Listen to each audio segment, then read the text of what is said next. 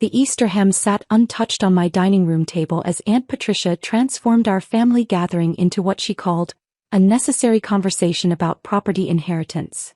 She'd positioned herself at the head of my custom-built table like a judge preparing to deliver verdicts.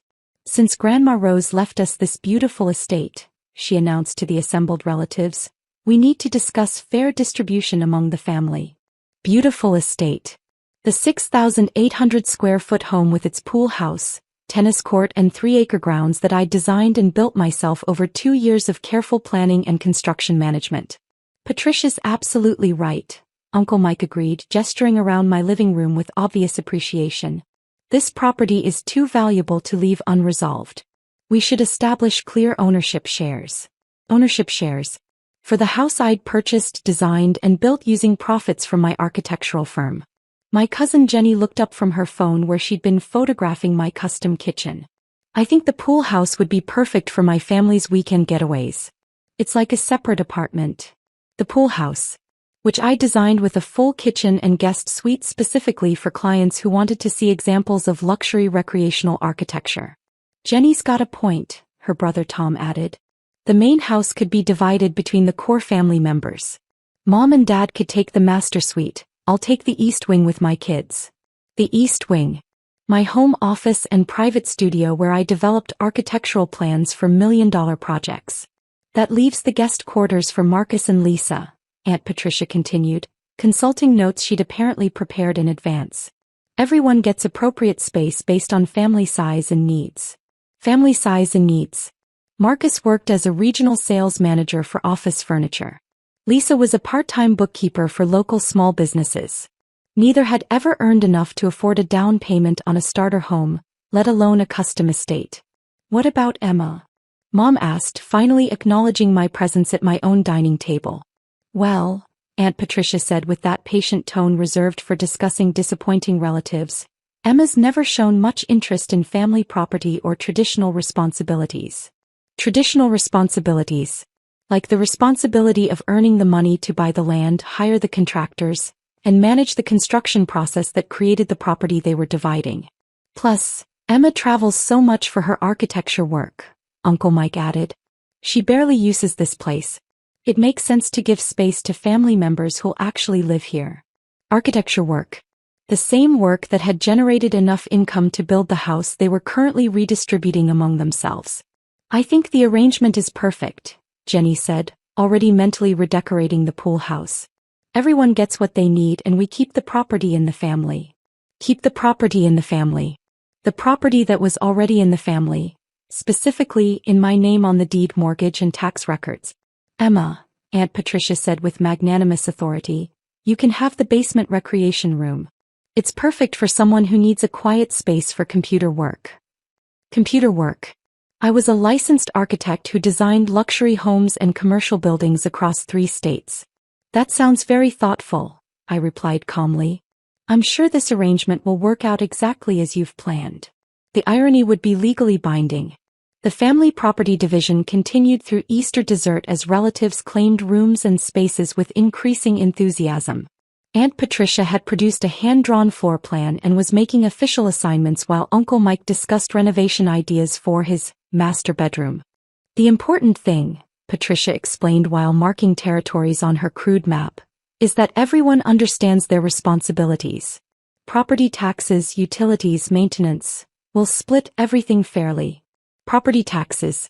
On the house I'd been paying for exclusively for the past 3 years.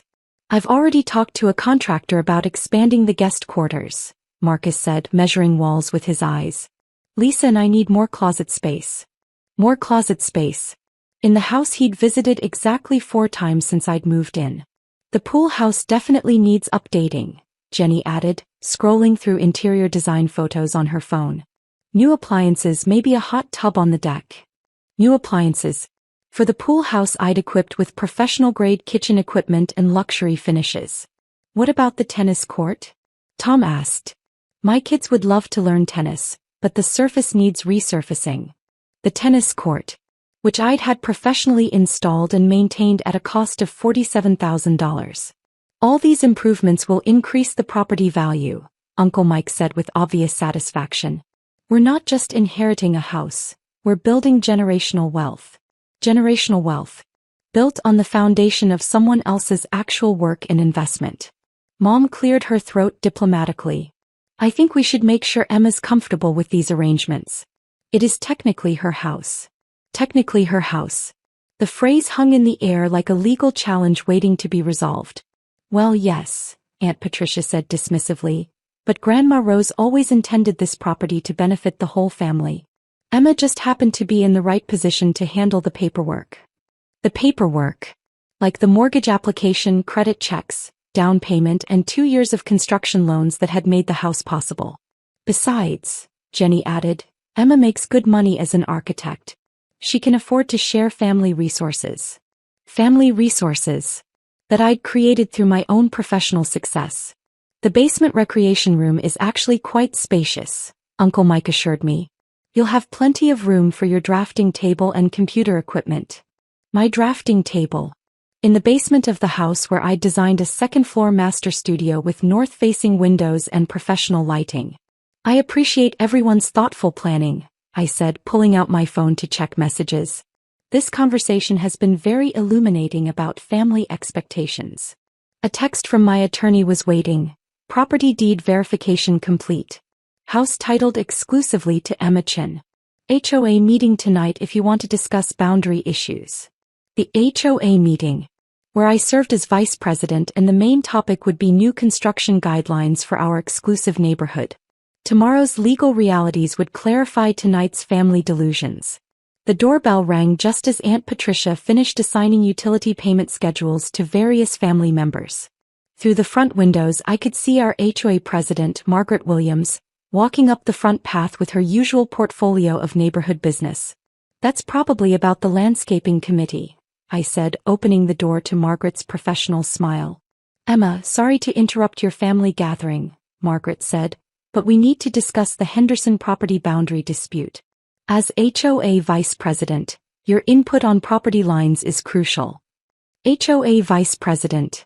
The title seemed to register slowly across the dining room as family members processed this unexpected information. Of course, Margaret. Would you like to come in for a moment? Margaret entered with the confidence of someone accustomed to handling neighborhood property issues. Her eyes swept the room, taking in the assembled relatives with polite curiosity. I hope I'm not interrupting anything important, she said diplomatically. Actually, Aunt Patricia said, recovering her authority, we were just discussing family property arrangements.